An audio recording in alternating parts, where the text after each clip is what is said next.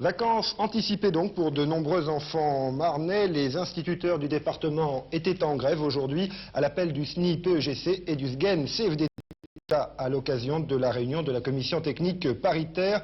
Les instituteurs qui ont manifesté protestent contre les suppressions de 25 postes à la rentrée prochaine.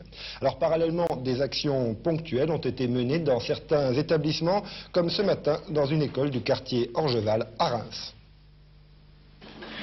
Le directeur séquestré dans son bureau, c'est ce qui s'est produit ce matin à l'école Léopold Charpentier, un établissement qui regroupe 15 classes et 260 élèves du premier degré. Les parents protestaient ainsi contre le projet de fermeture de 4 classes à la prochaine rentrée. L'école a en effet perdu 40 élèves cette année, mais dans le quartier d'Orgeval en pleine rénovation, les logements actuellement inoccupés vont voir arriver prochainement une nouvelle population. L'école à nouveau remplie sera cette fois surchargée avec 5 postes d'enseignants en moins, d'où l'action des parents ce matin.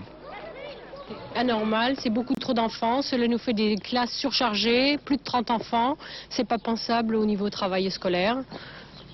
Mais c'est un problème pour le quartier d'Orgeval qui a quand même perdu beaucoup de population. Oui, mais on tient compte du fait que le quartier va se rénover. Nous avons 56 logements de libres actuellement, donc on suppose que ces logements vont être occupés d'ici septembre, ce qui fait que normalement ces enfants seront des élèves potentiels pour la classe. Finalement, les parents d'élèves d'Orgeval auront obtenu en partie satisfaction, car 2 postes seulement seront supprimés à l'école Charpentier et aucun dans les 2 autres établissements du quartier.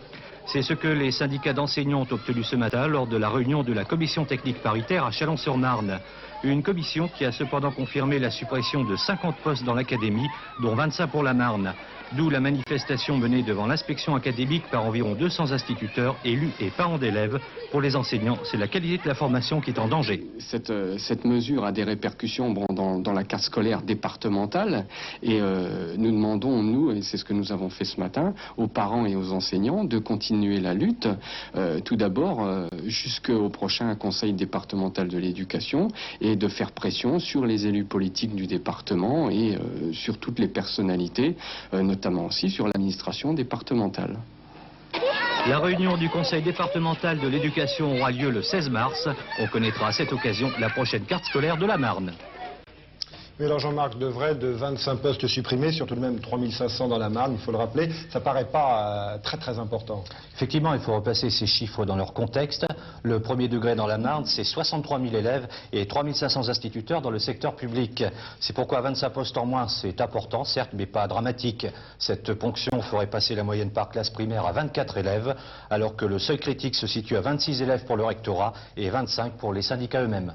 Alors, dans ces conditions, finalement, pourquoi des réactions aussi violentes? Le problème, c'est qu'il ne s'agit justement que d'une moyenne. La situation varie fortement d'une école à l'autre. Dans les villes notamment à Reims, Chalon, Épernay et Vitry-le-François, le risque de surcharge est réel.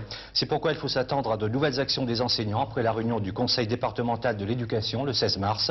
Là, en plus, il sera question du secondaire. Dans les collèges de la Marne, on parle cette fois de la suppression de 105 postes. Alors Lionel, faites les calculs, 105 plus 25, cela commence vraiment à faire beaucoup. On en reparlera sans doute donc le 16 mars. Certainement.